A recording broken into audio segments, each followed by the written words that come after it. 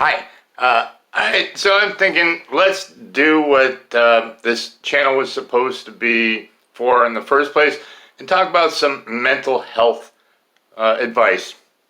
So, in these strange times, people may be very fearful, maybe going a little bit stir crazy. We've got weeks ahead of us that we're supposed to be staying inside. And so, let's talk a little bit about what you can be doing in order to preserve, maybe even improve your mental health during this time. And, one of the things that is very pervasive right now is fear. And it's real normal to be fearful about health issues, maybe finances or whatever you're fearful about. And this is a perfect time then to work on overcoming fears, because this is doable. The idea of worrying about things that are going to happen and we don't really know what they are. I mean, don't get me wrong, prepare for whatever eventualities that you need to, but we really, really don't know what's going to happen. I mean, if you think back about all the predictions over the years about how things were going to go in some instances and they just didn't, it's a really good example and opportunity of why having fear-based thoughts is just real detrimental to your overall well-being. There's plenty of information available that you can look up, that you should look up around any topic that is bugging you. In regards to this, I think one of the biggest fears that people have is a sense of lack of control over so many things. And what to do with that? Well, what I recommend is that you look at the things that you do have control over and start focusing on those things and remembering that stagnation is a really bad just be at a loss for words. It's no good, right? All right. So, in order to not stagnate, you want to figure out, well, how can you make this time advantageous to you?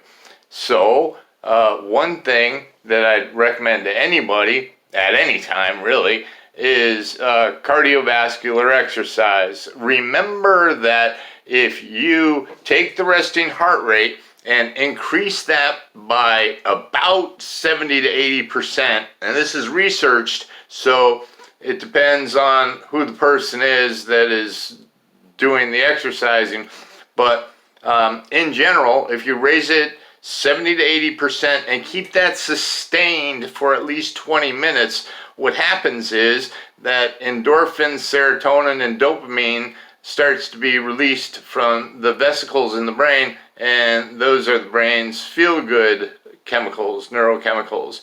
And so 20 minutes is the starting point, and you, if assuming you're healthy, go as far beyond that, which is not really hard to do. A kind of a shuffle jog will get you there.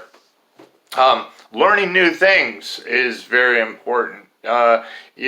It's the exercise for the brain. So, I'm certain that there's a tendency for so many of us to just rot in front of the TV and absorb whatever movies that seem good. And there's nothing wrong with escapism at this point in time. It's overdoing it that's the real problem, right?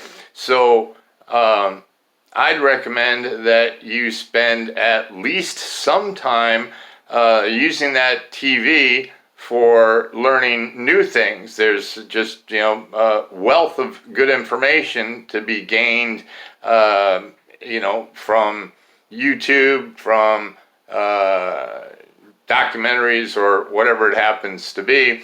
And, perhaps consider learning something that you've always put off. I am currently learning Italian myself, and I don't know how long it'll take, but I know for sure that this struggling to learn a new language is very, very good for my brain, for my mind, for my mental health. And so,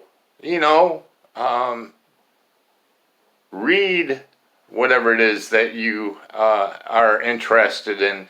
And listen, when you're learning something new, there are really great strategies that you want to keep in mind. I was a high school dropout and ended up with 4 college degrees if you're keeping score at home. And, I had to learn how to learn because in school, like high school and that, I learned how to get over. I learned how to cheat. I was pretty good at it. We moved a lot, and so I became pretty proficient at just getting by and going on to the next school. So in college, I had to learn how to learn.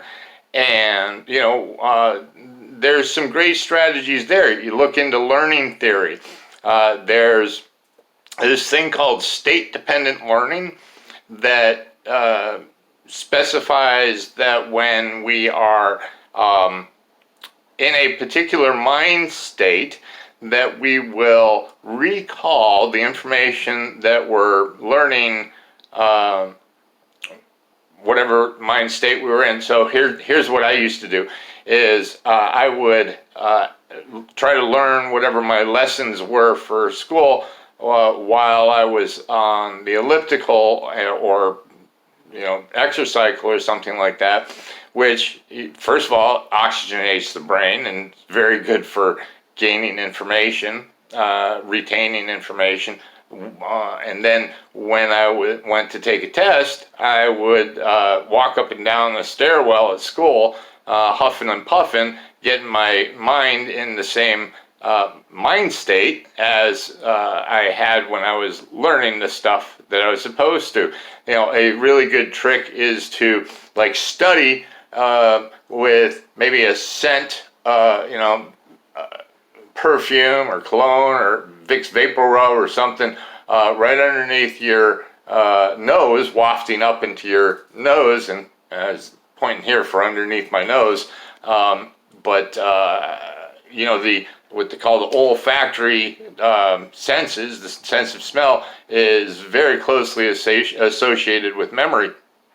And so, if you go to take a test and you put that same scent, on your chest or wherever you put it, the smell will help you to remember. I mean, who hasn't had that experience where you smell something from maybe even your childhood and it brings you right back there? Well, that's state-dependent recall. All right. So there's wonderful things. One of the things that I used to do before I learned how to learn was I would read something and boy, I could go through a whole book without knowing what I read. Certainly, I'd go through pages, and if I'd stop, I'd have no idea what I just got done reading.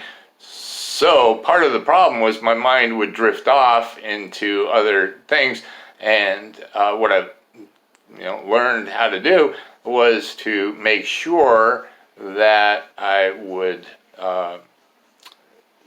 understand whatever it is that I was reading before moving on to the next thing. Because very often when we come across something that is hard to understand, then what'll happen is instead of stopping to try to figure out what's going on, we'll let our mind drift off to some other thing. So anyway, time for me to stop this blathering for the moment. Talk to you next time. Bye.